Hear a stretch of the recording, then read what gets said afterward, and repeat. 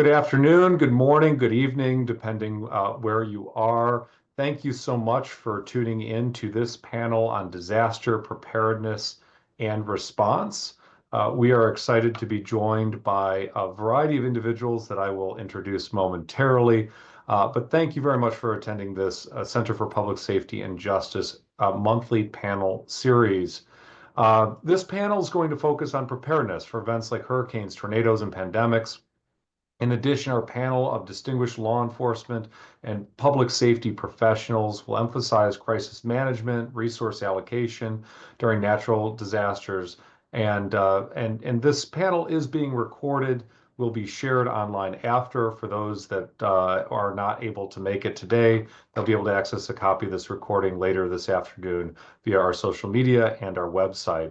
Our panelists today include Dr. Mark Hoover, who currently serves as the director of our National Criminal Justice Command College right here at UVA, Claire Connolly Knox, who serves as the program director of the Master of Emergency and Crisis Management program at the University of Central Florida, Ariel Triplett, who currently serves as the director of Emergency Management and Safety for Howard University and an instructor in our Master of Public Safety program at UVA, and Vance Taylor, who currently serves as the chief of the Office of Access and Functional Needs at the California's Governor's Office of Emergency Services.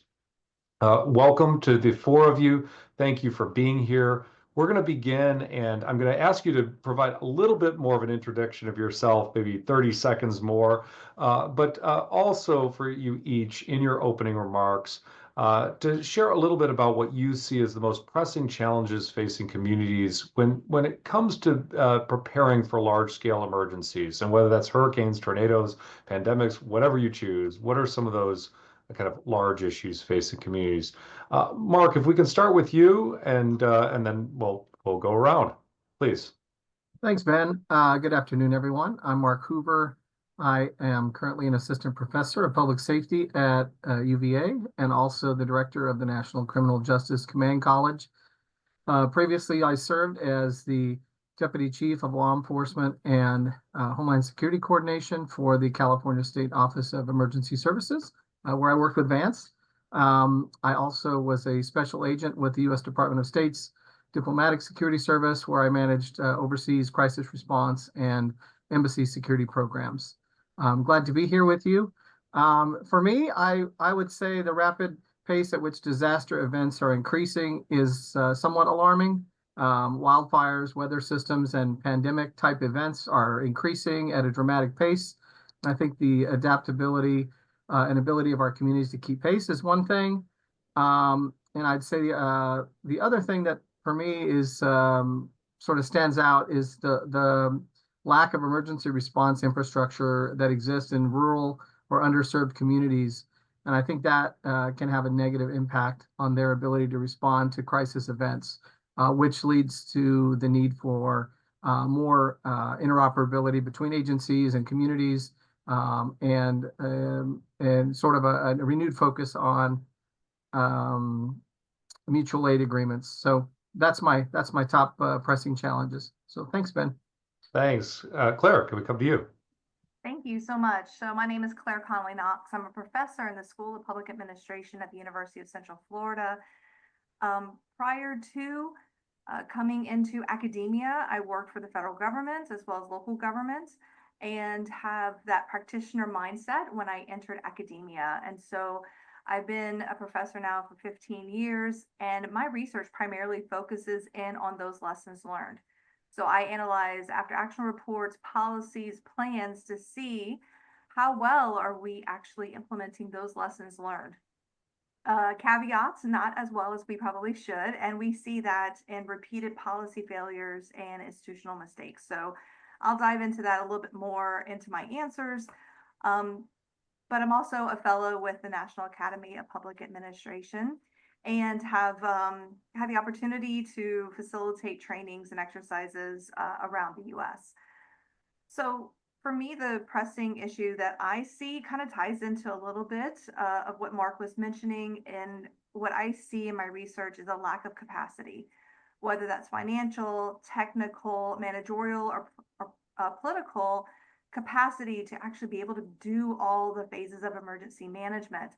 And especially in this political context that we have, in which the idea of decentralizing emergency management is really at a forefront, it's putting a highlight on the local and state governments and whether they have the capacity to actually do all of these aspects of emergency management. Thank you so much. Ariel, over to you. Hi, everyone. I'm Ariel Triplett. I am an instructor at UVA. I am also the emergency management director at Howard University. So I live in the world of higher education. Just like Claire, and I have a extensive background. We can talk about that later. But I will say that in reference to what Claire and Mark have already expressed on the community level, I think that we're still struggling with the connection to community, not meaning we're not talking to community, but the fast pace of how emergencies are happening, as well as what we're learning from them and the infrastructure that sits with them. As someone who sits on the community level in higher education, our community turns over every year, and that turnover increases with technology, and adding in the fact that we have to stay in pace with tech and be able to communicate. Communication is key, and I think we're there, but I think there's still some areas that we can improve in when we're communicating with our communities. Well, we're going to be talking about that here just in a little bit as well. So thank you, Vance. Finally, the floor to you. Excellent, thanks. And great to be on the panel with everybody. So my name is Vance Taylor, and I'm the Chief of the Office of Access and Functional Needs at the California Governor's Office of Emergency Services. So kind of a mouthful, might be the longest title, I'm not sure. But if it is, I guess that means I'm winning. So there we go. So I lead the team that's responsible for ensuring that we're identifying, addressing, and integrating the needs of all Californians in the way that we plan, prepare, respond, and recover. In terms of background, largely in the Homeland Security and emergency management space. So up till recently, I served as a member of the President's National Infrastructure Advisory Council. Prior to coming to this position, I lived in DC, where I served in a variety of capacities. Advised a few members of Congress, was security director and responsible for policy at a trade association, and did some consulting. So glad to be here, glad to join the group. In terms of some of the challenges, I think it comes down to access. So for a lot of people, that's access to information, right? If I'm not able to get emergency alert, warning, and notifications, I don't know what's going on, right? I can't plan, I can't prepare, I can't take the appropriate steps or actions I need to ensure my health, safety, or security. If information is going out, but it's not going out in accessible formats, then for a lot of members of the community, that's the same as not pushing out anything. So if it doesn't meet electronic accessibility requirements, if there is no sign language, if it's not going out in multiple languages, then people, entire swaths of the community, are left without that life-saving info. I think access also comes down to things like evacuation resources. If I rely on accessible transportation, are there enough assets to help me get out safely? Access also comes down to access to preparedness resources. So if I can't do everything on the front end, am I okay when the balloon goes up? And unfortunately, we know the answer to that question. So I'd say that the biggest challenge right now for us that we're seeing, or one of the biggest challenges, is access. We're going to dive into that in as well in a few of our questions. To kick off, and I'm not going to just rotate through folks. I'm just going to pose a couple different topic areas. Throughout the panel, I encourage anyone in the audience who has questions to put those in the Q&A to the host. We will have time to get those questions in, and please send those in as we're going throughout the program. That'll allow us to address that. We'll get to about the 45-minute mark on the hour and then turn to questions from the audience. But I'm going to start with some questions around crisis response and decision making in the first 48 hours. And to members of the panel, if there's anything that you want to add in on any of these topics, and I don't come to you specifically, feel free to give me a virtual hand or a physical hand, and I'll give you some floor. So, Ariel, first to you. You've had firsthand experience in managing emergency operations at a local level. What are the top 3 things that local leaders have to get right in the first 48 hours of major crisis? And if 48 hours isn't right, you define the metric. It's definitely seems way sooner than that. The first couple of things you have to get right is the first line of communication. Are you properly communicating? Vance already had mentioned access. And then, you have to make sure your message, the second thing is your message correct? You cannot send out any messaging that has some level of ambiguity in it. You need to be direct, and you also need to give command information. Sometimes we say, oh, there's a hurricane, but what do you want them to do to prepare to respond in the next 24 to 48 hours, right? So maybe it's not initially what you're expecting them to do in the 48 hours, but you do want to do within the first as soon as you can, because it's always difficult to define when and how you're going to communicate. But the beginning, the first thing is you have to communicate and have access with that communication. The second thing is to make sure that you are providing information, correct information and command information. And the third thing I would say is gather all the information that you can in. So now it's time to get more and more information in that you need to use so you can set up your operations center, you can prepare the community, and you can move forward with your response. Excellent. Thank you. Mark, coming to you, how do leaders consider their preparation for large-scale disasters? What have you seen across the country? I would say one of the things in terms of leadership for a disaster is we have to be ready far ahead of the event itself, right? And so that comes through building relationships and communication, which I think Ariel hit on a little bit. And it starts well before the event itself. We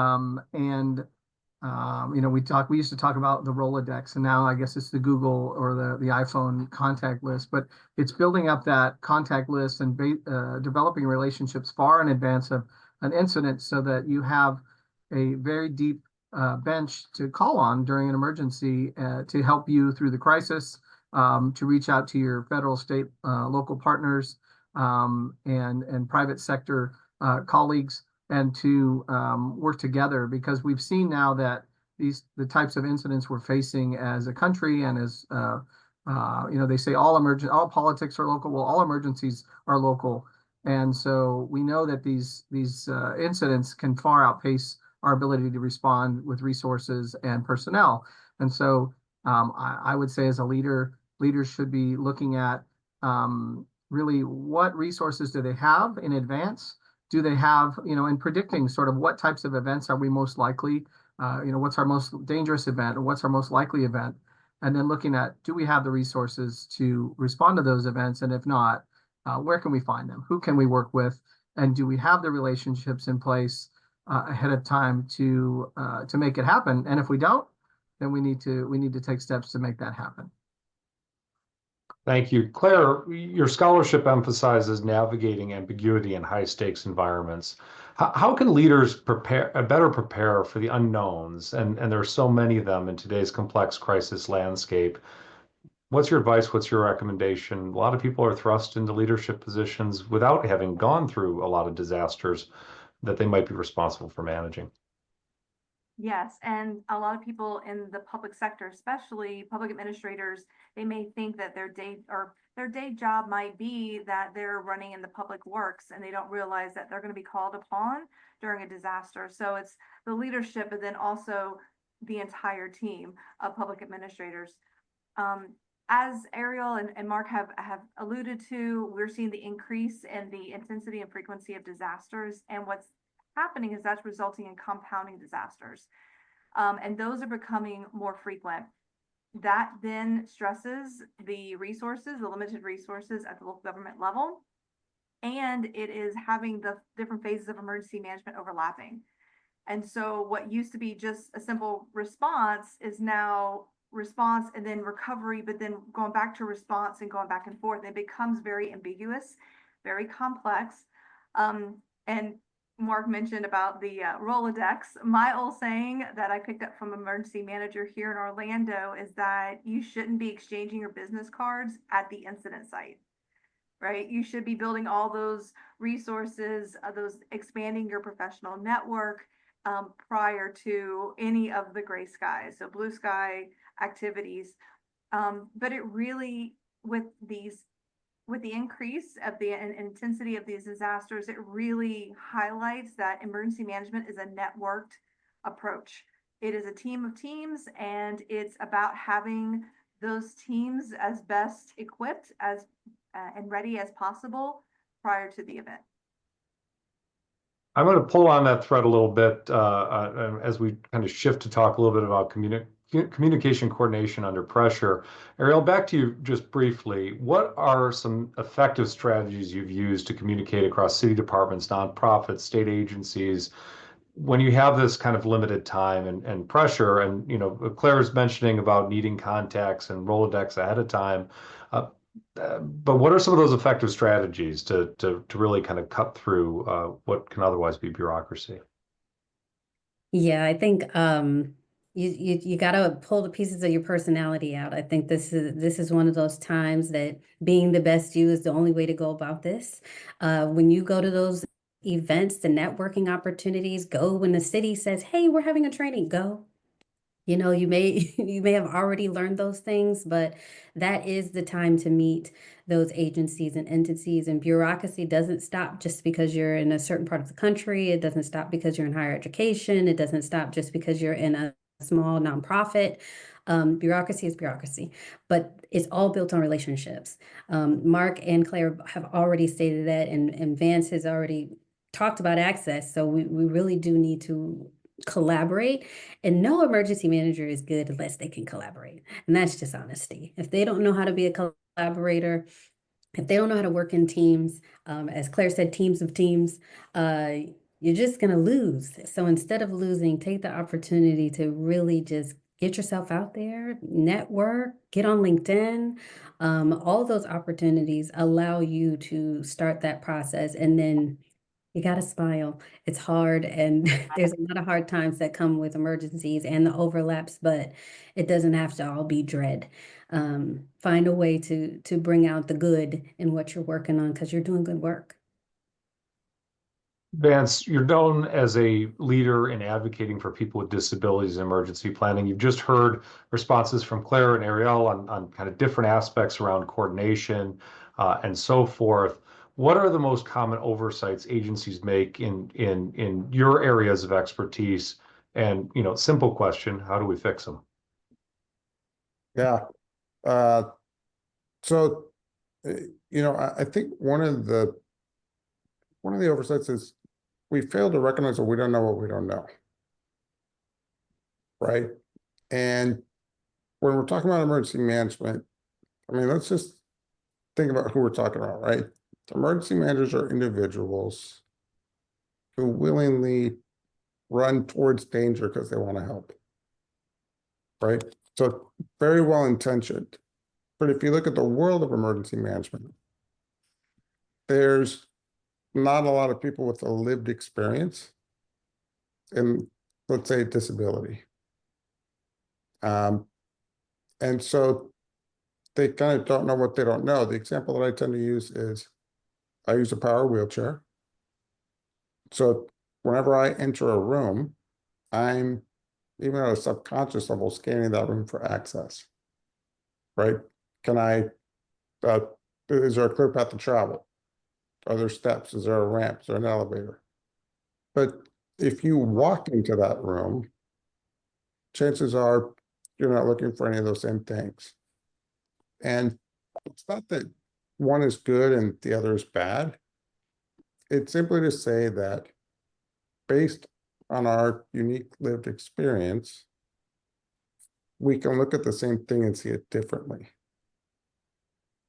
And so that's a challenge in emergency management, is not having enough perspectives at the table, not being able to see all the angles when we plan, prepare, respond, or recover.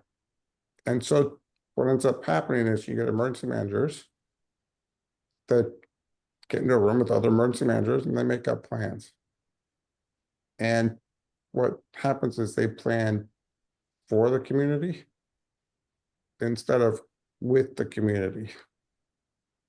And when you plan for people instead of with them, the gaps will always be evident during an incident. So to get around that, right? So how do we fix it? We find the best practice is to utilize an AFN advisory committee, right? To bring people to the table that have lived experience with disability, that have that lived experience in all manner of access or functional need, so that you can have CBOs at the table, so you can have the actual whole community present to inform your process. And it's a lot different than saying, hey, I'm going to email you our EOP, and you've got 2 weeks to provide comments. Right? That doesn't really feel like partnership. Partnership with an AFN advisory committee is saying, we're going to update our emergency operation plan. Let's work together throughout this process. And is it more difficult? Absolutely. But it leads to better products, which leads to better outcomes. And when you do have gaps, and let's face it, there's no such thing as a perfect response. You don't get the community saying, hey, your plan failed us. Instead, the community says, we need to update our plan. And that shift from your plan to our plan is the whole ballgame. So I feel like maybe that's the oversighter's perspective, and how you fix it is by bringing the community to the table. Really helpful perspectives. I want to go back to Ariel one more time here on this. So can you share just a little bit about your real world experience in coordination, success or failure, and what lessons you learned, and maybe tying into Vance's perspective of stakeholder engagement, and whether that's to improve access or just to ensure that the response has kind of the broadest range and is done to be as successful for the most number of people. Interestingly enough, I think Vance just brought to mind for me that I want to have a different conversation with the students. They are what I consider our community, so I need to have a different conversation with them, and I'll be doing that in the next couple weeks. So thank you for that, Vance. I did want to add to what you're saying, Ben. I'm going to use what we had the election night at Howard University for Kamala Harris in November. That took a lot of coordination. Now, what I didn't do is I did not communicate with the student body or with the faculty and staff on the plans. And part of that is a Secret Service conversation, right? So when you add the level of security and Secret Service and what is allowed information that can and come back into the conversation, I think the positive was I know enough about the community that they asked me all the questions. So again, I'm the emergency manager with other emergency managers sitting at the table. So we didn't get the chance to bring in outside community. But I will say the positive that came out of that is the coordination was smooth. There was a well understood process of let's look at the landscape. We talked about accessibility. We went and walked it. We asked if that was even feasible. Is this feasible? We also took a conversation about where are the restrooms? Where are we making sure if there is a major emergency, how is everyone going to move? Right? Because the question you ask yourself is if everyone is set into a certain space, certain perimeter, which direction are they naturally going to go? Not which direction do you want them to go, because that's not going to happen. No one does what you want them to do in an emergency. But that level of coordination where we worked with the city, they had to work with us. And I say this all the time, even in our classes, higher education, when you talk to a campus, that is a city within a city. It has its own president, it has its own public works, it has its own maintenance, it has everything that you can think of. It has somebody that's over residence life, which is housing for some departments and cities. So the city within the city had to have a conversation with the city, and then we had to have a conversation with the national government. So I would say that that event allows you to think strategically, and it gave me a different map of the university, right? Like we do homecoming, we do large scale events, we do a lot of things on a daily basis, but when you have to confine it, that's a very different conversation. I think people should take into perspective what they have and put a new lens on. And this goes back to what Vance was just talking about. Bring someone external to have and you could just treat it like a tabletop and say, hey, if we had this here, what would that look like for you? And that doesn't mean you're actually going to have the event, but it does give you a different lens and perspective to bring about the coordination that you're looking for. So I think it's putting on new goggles, new lenses. I think it's also the whole community approach that Vance was talking about. And then technology, at some point, you're going to have that conversation about technology. Well, let's have that conversation now. Thanks. So, Mark, coming to you regarding technology, data, emergency management, how can technology and data analytics strengthen disaster response and planning, particularly around situational awareness and resource allocation? What can you share with us? Yeah, I mean, I think we're at a particularly pivotal time in American history and history of the world where technology is evolving at such a rapid pace. And I think for us as emergency management professionals and those in public safety and public administration space, technology can be a huge asset, particularly in the areas of planning and response, like you said, resource allocation, and then situational awareness. First, I think technology can help us get the word out.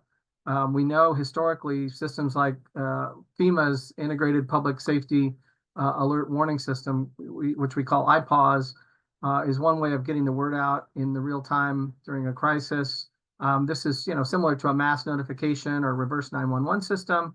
I think we're going to see those continue to evolve and grow, especially now as we have sort of an integration between AI and this existing legacy technology. So that's one way I think technology and data can help us to get the word out faster and sooner. Secondly, I would say public-private partnerships and sort of modeling. So, I mean, by this, I mean, leveraging the technology and data to help us model for future crisis events. I think by working public safety professionals and municipalities and states working with data aggregators like Google and others, large-scale data folks can help with awareness of evacuation patterns, for example. It can help us to account for large groups of people who may not have evacuated, for example, in a wildfire event where you might see a large pool of people still inside the evacuation zone based upon Google or iPhone data. That would tell emergency responders, hey, there's probably an isolated group here that now needs to be extracted in some way. And so we can move resources and redirect them to figure out how do we make a path to those people. And then I would say that sort of leads into sort of a crowdsourcing of data from social media platforms, which we can have a similar impact where we can see, for let's say a massive pooling of people in a rapid amount of time. Is that a self-evacuation from a shopping mall, or is that due to an active shooter, or is that a massive gathering of people for a large-scale protest event? I think this data and being able to analyze it and access it in real time within left and right safeguards, I think can really help with emergency planning, response, and recovery efforts. So you mentioned AI, and that comes up in so many different circles right now. What do you think are the risks or unintended consequences of predictive type tools during crisis response? And for leaders that are listening to this, how do you balance technology and human judgment? I think the easiest way I can explain it is we've all watched the weather forecaster tell us that this major storm system is coming, which is, the National Weather Service, based on their data and their training and their knowledge, have said we need to evacuate this swath of people. And then we deploy massive amounts of public resources to evacuate people. And they evacuate the first time. And then the second time, we tell them the same thing, but there's no event, or the event is lackluster and it wasn't as impactful as we thought. And then the third time, when we tell the community to evacuate, maybe they don't evacuate. And so I think one of the things is we need to recognize that the data is a tool. It doesn't make the decision for us. So there has to be human inputs into decision making. The human is the decider in the end, and and accountability comes with that. But also, we can't be overly reliant on big data or outside platforms. But I think they're amazing tools. They can provide us near real-time information, but analyzing that information and deciding what does it mean, that's a whole different story. And so I think as we continue to rely on data for and AI and other technologies to make these decisions, or as a tool to help us make those decisions, I think we need to focus on analysis, and then and truly understanding what does that information mean before we act on it, so that we can make informed decisions in reality that really take into the whole picture versus just a small data set of information. Thank you. Ariel, like to weigh in? Just wanted to add to what Mark was saying, that Vance and Claire already stated earlier, that your personal experience is still going to matter.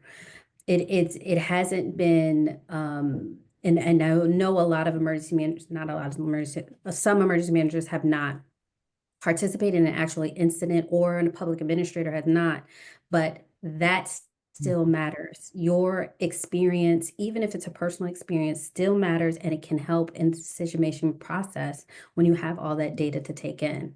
And consuming a lot of data should not make you freeze frame, right? You shouldn't freeze just because you have a lot of data to take in. There is some consideration and practice. Sometimes that comes with practice, to get inundated with so much data that you have to figure out a decision that you need to make immediately. So Mark's right, it's a wonderful tool, and I think it's very helpful because it can get you to the right decisions. But the next step is to just make sure that you take your instincts into play and what you have experienced in the past as part of your decision process. Thank you.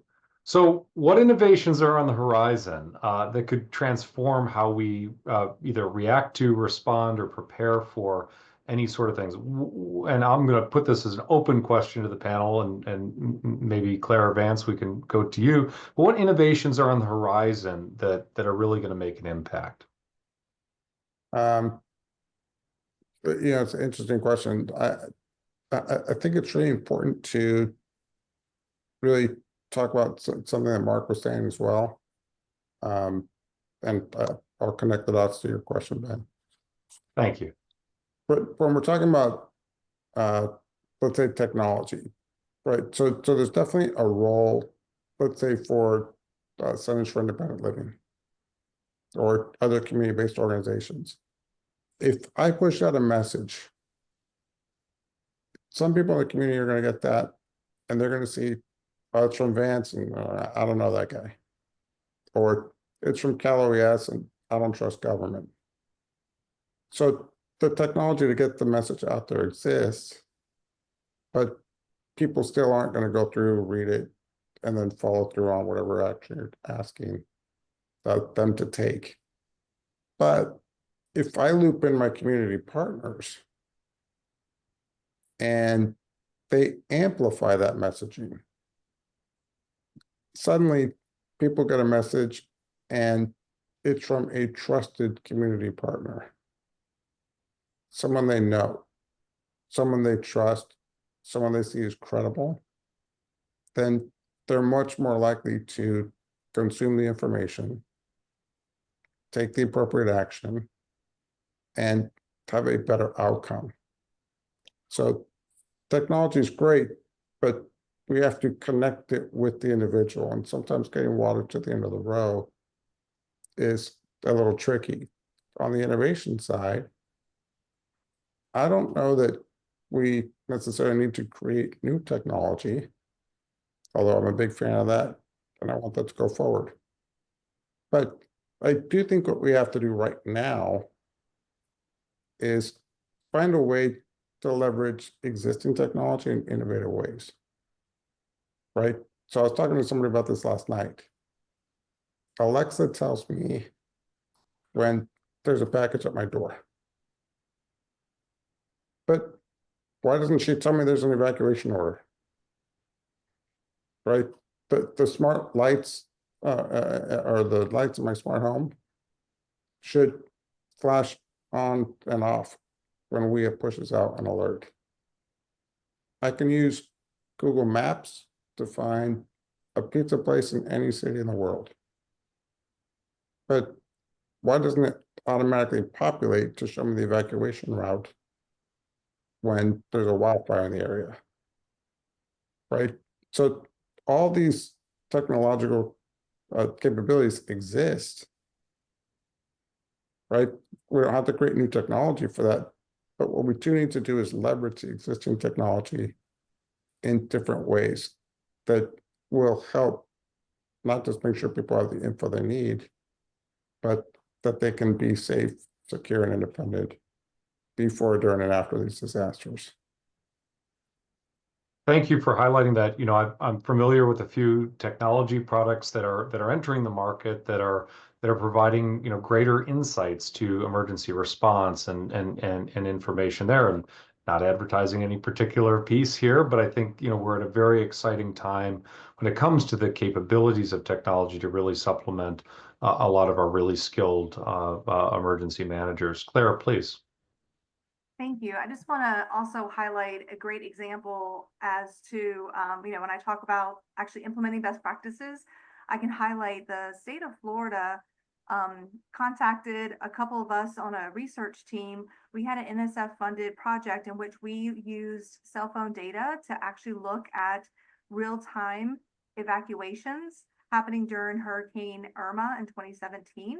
And using that data, we were able to update the state's human behavior component to the state evacuation plan.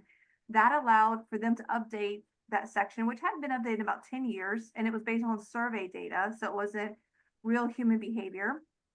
But from that, every county has now updated their evacuation times based on this new data. So just one example of how using the technology and actually institutionalizing it has paid off dividends. We saw a much better response during some of the more recent evacuations for Ian and Nicole, Milton, etc. So it's not perfect, but it's just an example of how to take the technology, access it, analyze it, and actually implement it and institutionalize it. Excellent. Thank you. I'm going to switch topics up a little bit in interest of time. And to our audience, I see a couple questions coming in, and please feel free to put some questions. We'll be turning to that here shortly. I want to go to the topic of culture, education, leadership development. Obviously, the Center for Public Safety and Justice at UVA does a lot of work with public safety leaders, and so, you know, always thinking about ways we can better prepare future generations of public safety leaders and those currently serving in executive roles. Claire, if we can just stick with you for 1 second here, and if you can speak a little bit around the role of public administration education and the work that you're doing around preparing the next generation of emergency and crisis leaders, and then I'll open up the same question to others in the panel. But you know, what are we doing to prepare those that are serving in emergency management capacities? Sure. a lot of people don't even realize that you can get a degree in emergency management. And what we've seen is since September 11th, 2001 and the terrorist attacks, we've seen a dramatic increase in programs, academic programs in emergency and crisis management. Right now we have over 300 programs ranging from the associate to the PhD level around the United States. Shameless plug, our School of Public Administration, we have the #1 nationally ranked Masters of Emergency and Crisis Management program. And there's some amazing programs throughout the nation. And a lot of it is doing things like integrating FEMA's next generation core competencies into their curriculum design, incorporating practitioners and residents. So having that mix of theory and practice. So students end up with a degree that has elements of the practical feet on the ground experience. That requires incorporating internships, service learning, experiential learning, having students do what they're studying in the classroom. We have great partnerships with our local offices of emergency management. They open up their emergency operations centers, allowing our students to update their plans, to do functional exercises, tabletop exercises, and that not only gives the students that great experience, but then also allows the emergency managers in their offices any identified weaknesses to actually incorporate that. And we've seen this really cool synergy that happens. We're not alone. A number of universities have done similar things, and we have FEMA's higher education program and symposium, and where we come together as teams to look at what are those challenges still remaining and what are some of those best practices that we're doing in the higher education space. Awesome, thank you. And shameless plugs are always welcome. So, Vance, I'm interested for those that are listening in that are now thinking about accessibility issues and so forth. What resources are out there for emergency managers to turn to as guideposts to really help better understand if it's not something that they're thinking about today?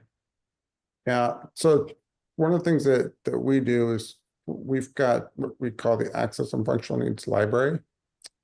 So if we're talking about shameless plugs, if you go to the Calories website, there's a link for the Office of Access and Functional Needs. And I think the third one down is AFN Library. And it's essentially a central repository of best practices, lessons learned, planning guides, all that focus on integrating access and functional needs. So it'll be everything from how do I update my emergency operation plan to how do we integrate access and functional considerations within large venue operations on the security and operations side, and anything and everything in between. So those resources exist. I think, what I'll also plug is, so there's a class that FEMA used to offer called the L197. And that was all about integrating access and functional needs in your emergency operations. That plan was based on California's G197 course. FEMA no longer offers that course. California, however, has continued to update our class, and we've made this training available across the nation. So if any state wants to look at this curriculum, if they want to participate in a course, or even better, if they want us to just give them the course, they can swap out the logos, change the name from California to whatever their state is, make any edits or updates they want, and then use that to teach emergency managers in their jurisdictions about these important principles. Then we're happy to partner with them to do so. So I think right now we've got 13 states outside of California that are utilizing this. And at a time where we see a challenge in terms of federal leadership on this issue, California is happy to step up and provide whatever leadership we can on this front. Fantastic. Shameless plug is received, and we will also include a link to that resource in our follow-up. Mark, thank you for already sending it to us, so we can get that out to those that are listening in. Before we go to audience questions, Ariel or Mark, I'd love you just to speak a little bit about some of the courses that you're teaching or have taught on this at the University of Virginia as well, to get one last shameless plug before we go to questions. Ariel, if we can start with you. Well, shameless plug is Mark and I teach together sometimes. So as a co-instructor with Mark, we have a wonderful program here at UVA. It is beyond your wildest dreams in reference to it's not just emergency management. So you will get a course of emergency management. Mark and I teach that, as well as some other instructors as well. But you go beyond that. You talk about risk management. You talk about the legal system. There's a lot of different aspects that treat you in your leadership format instead of just the fundamentals of everything that you need to know. You can get a lot of fundamentals offline. And that's just reality. But as a leader, there are some aspects that UVA's program really pushes into you and helps you with your career and your career movements as you move forward. And you can use them every day in real life situations.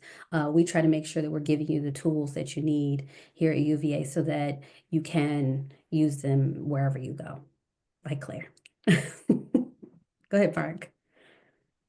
Yeah, I would just add that, so one of the things that I like about the Masters of Public Safety program at UVA is that we get people from across public safety. So we get law enforcement, we get fire, we get EMS, we get military, and people from around the world, which is great because we can learn from each other.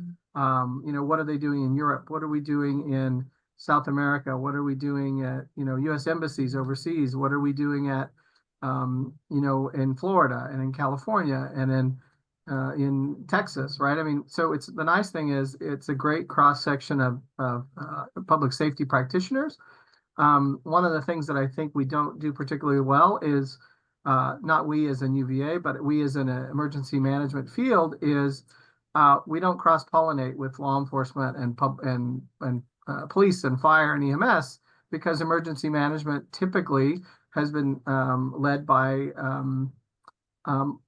former fire chiefs or people who were put into a position because they understand incident command, ICS, and NIMS, and the fire service does a fantastic job with NIMS and with understanding the whole emergency management philosophy, and so they fit right into that. But I think what we encourage our students in the program to what Ariel always says is zoom out. We want you to get to the 30,000-foot level, up from the tactical level, right? And for law enforcement officers, that's particularly difficult because they're very tactical. Law enforcement responds to the incident, they deal with the issue, and then they go back on patrol. And so there is no recovery process. It's mostly a response process. And so we work hard to help them to learn how to zoom out and to see the other phases of emergency management. And I think that's something that we can continue to do across emergency management at whatever institution and at whatever organization is to get your stakeholders together to discuss the issues. For me, that's probably lesson number one is communication and stakeholder engagement. So back to you, Ben. Well, Awesome. Ben, Please. Mark didn't tell everybody that he used to teach from Zambia. So Mark is part of that worldwide conversation. So don't let him not give his shameless plug today as well. With his background right now, he could be anywhere in the world. So Right? he might be sitting there right now. Excellent. So we have a few questions from the audience, and to others that are there, please feel free to send your questions. I might rephrase them a little bit, but we will work them into our conversation. We were talking earlier about technology and as cyber attacks and physical risk management coverage.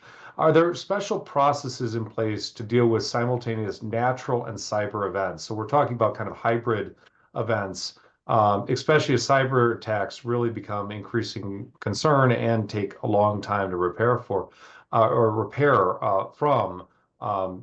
Any thoughts on that? And I'll open that up to any member of the panel who wants to jump in. Maybe Mark, you want to? Yeah, I can go. So I would say, cyber attacks are particularly difficult to respond to. And one of the things that we've learned historically is that it requires a public and private partnership because often these, the big tech companies have much more resources. And, if you take 4 or 5 or 10 tech companies together responding to an incident, they often know about it before the government itself, whether federal, state, or local, knows about it. And then they often have better tools and more, and they can sometimes fix that with a patch or, a quick fix. Whereas it takes, the government then has to go back to a vendor to procure a process or a procedure or a tool to solve that. So I think working ahead of time with public and private sector partners to address those issues is important. The other thing is, I think many of the state fusion centers or state threat assessment centers often will carry the water in terms of cyber attacks and have a significant expertise. So I would encourage local and state agencies to get in touch with their fusion centers and their state threat assessment organizations because they have tremendous resources that they can bring to bear on those issues. And they can also assist with monitoring, particularly in some cases. So I do think it's a shared responsibility. The internet is a worldwide web, as we've always called it, but it also has a worldwide responsibility with not just local, state, and federal, but also international partners. I did want to add, if it's okay, Ben. Please. I think what we're seeing in every day is that it still happens in silos. So you'll find that your IT department is working on those issues and planning for those issues, but they're not having the conversations across the agencies or across the government or wherever you work, for that matter. They're not having those conversations outside of that. So your business continuity plans may make sense on paper, but in reality, they may not be functional, especially in a hospital environment. They don't always function that way. You could have an MRI machine that needs a patch, but you have to manually give the patch. Think of how many machines you have that can be impacted by a particular cyber attack or even a ransomware situation, and how long that would take you to get that done. You still have services to provide, and can you actually provide those services? The best practice is still you have to have those conversations, like Mark was saying, ahead of time, but stop them in silos. You can't do this by yourself, and there's nothing that IT does not touch, not anymore. Whether it's the water system, electricity, you name it, IT has a high involvement in it, and you have to be able to have those conversations. So my biggest thing is pull everybody out of their silos, especially you EMs, pull everybody out of their silos and have the conversations about impact, because the impact is much larger than just what may be happening on the web. Let them know. You can't have downtimes, you can't have certain things going on. Just let everyone know, so then your infrastructure is prepared and your teams can make the right decisions ahead of time. Thank you. First a comment and then a question, Claire, to you. So the comment from one of the members of the audience really talks about how fire chiefs are often appointed as emergency management directors, often without formal training, and we see this in so many different public safety sectors. The comment is regarding that this is potentially a problematic practice and recipe for unpreparedness. And from your perspective, Claire, what are steps that can be taken to promote more standardized and professionalized appointments across jurisdictions, ensuring the right individuals are appointed to emergency management directors and meet that kind of role demand? And I see we have a few folks that I recognize in listening in today that might be in a position to make those decisions on who they're appointing to emergency management roles. Absolutely. A lot of times people find that they have put on the emergency management hat during the incident, and they have zero understanding or experience coming into the position. So this is normal, especially in rural areas. So first of all, is to connect with your association. So they have the International Association of Emergency Management, IAEM, the National Emergency Management Association, NEAM, And then every state has a professional emergency management or emergency professional or preparedness association. Those different associations offer free training on a yearly basis, if not multiple year basis. So for example, the National Hurricane Conference, Florida's Governor's Hurricane Conference, all have, it's a week long. Each one incorporates half day, full day trainings. And this is a chance for individuals who are new to this role or maybe need a refresher to do their continuing education credits. So that is one component. The next level would be to look at the Certified Emergency Management accreditation. So the CEM, Certified Emergency Manager, is a set of criteria that an individual needs to complete in order to be able to have CEM as after their name. Of course, FEMA has always offered their independent study courses. These are free online courses for the most part. Some of them are offered in person as well, depending on the type of training it is. And then, of course, you have the universities that offer everything from minors to certificate programs and full master's programs that can complement maybe your educational experience that you already have. So I'll throw that out there. I'm happy to hear from others to see if there's other things I missed. Please, Ariel. Oh, you didn't miss anything. I was just going to add that take the opportunity to reach out to fellow emergency managers too, and take the time. If there's an emergency that comes up, go to the Emergency Operations Center or shadow for a day, especially if there's a special event. It's a great opportunity to just participate. They can use the extra hands. I promise you, every emergency manager would love to have somebody else to assist them and help as well. So just find real life situations too. When there's a concert or a large scale event in your community, just ask emergency operations if you can come by. You can go by for an hour, or you can actually participate and volunteer. Those are great ways to kind of like learn how the leadership role is functional and in a low stress situation, especially if it's a special event. You have low stress, you get to see emergency operations in action, meet people. This goes back to the networking and collaborating, because you might call them one day. So that's a good way. Jump into the field itself as well. This is where I get to do the shameless plug. Next week, the 2nd through the 4th in Charlottesville, we will be having Emergency Operations Center of the Future conversation. Great opportunity for emergency managers, and we have around 100 participants already scheduled to be with us talking about these issues. So not too late to sign up. You have until Sunday. And more information is available on the center's website about that. But another great opportunity to connect with emergency managers. Final question, then we'll do a brief closing. But how do human factors play into disaster preparedness when we're dealing with employees that are already at burnout points, a lot of overtime, and so forth? Would someone be willing to talk a little bit about how human factors prepare or play into disaster preparedness?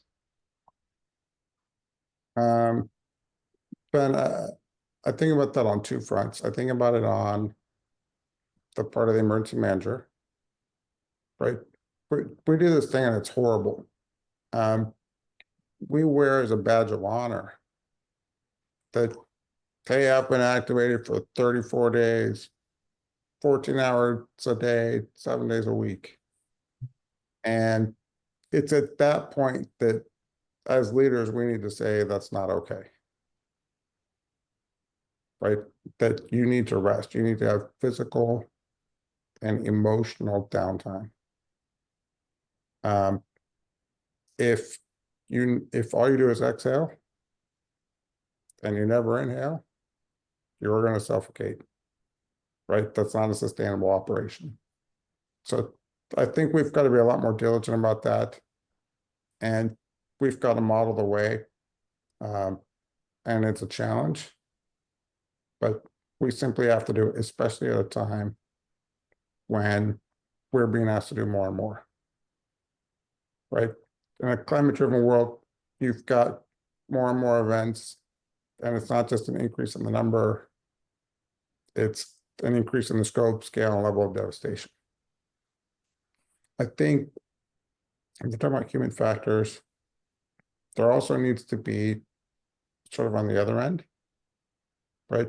When we think about the end user, the individuals we serve, that it sounds a little odd to say, but I think, it will be something people will understand or resonate, that sometimes the individual gets lost in the operation, right? We need to move X number of this resource. We need to pre-position or deploy these assets. We need to do X, Y, and Z. But sometimes it happens all within the state operations center. And so we're not actually seeing in person the individuals that are impacted by these events, right? It's until you get out in the community that you really feel that impact. And so we have to be better about the humanization of emergency management. I know what it is to be with people at an emergency shelter who have lost everything, who are experiencing the worst day of their lives, that are showing you pictures and asking you, because you've got a badge and you're there in an official capacity, okay, there's a picture of my sister, do you know if she's alive? Or to see people who are covered in ash and sit, and they're not able to take a shower because in the rush to get everything set up, we didn't integrate the needs of accessible showering within the operation. And have to be the one to look somebody in the eye and say, because we didn't incorporate your needs, you have no choice but to sit in your filth until we can figure out a solution. And so it's at that point that your perspective is sort of forever changed. And while not everybody may have the opportunity to be in with individuals experiencing those disasters, I think all of us who have can tell the tale. And in telling that tale, it's not hard for emergency managers across the board to then stop and think about, who do I know? Who do I love? Who are my friends? And what wouldn't I do to make sure that they were safe and treated with dignity during any event? And I feel like that changes us because we adopt this attitude of, we will do all we can for everyone we can. And it becomes personal. And we've seen that create a cultural shift in the way we think about disasters. Certainly in the way we plan, absolutely during the recovery process. And now even throughout not just the response, but the recovery side. So we've got to do better about humanizing the way we work an event and the way we think about the people we're serving during those events. Ariel, Mark, Claire, Vance, thank you so much for sharing your expertise, your passion, your enthusiasm, and your knowledge regarding these topics. I think anyone, including myself, who is listening in, learned many things today in this conversation. Your wisdom, just imparting that on those that are interested in this topic goes a long way. We will follow up with all that are listening in today with a copy of this recording, and it will also be posted with any of the resources that we've mentioned on our social media here very shortly. To our audience that tuned in, thank you so much for taking your time. Our next panel session will be April 16th, still at noon Eastern Standard Time, looking at community policing and building public trust. moderated by retired Chief Jay Farr, another member of our faculty. Thank you, everyone, and this concludes today's webinar and panel.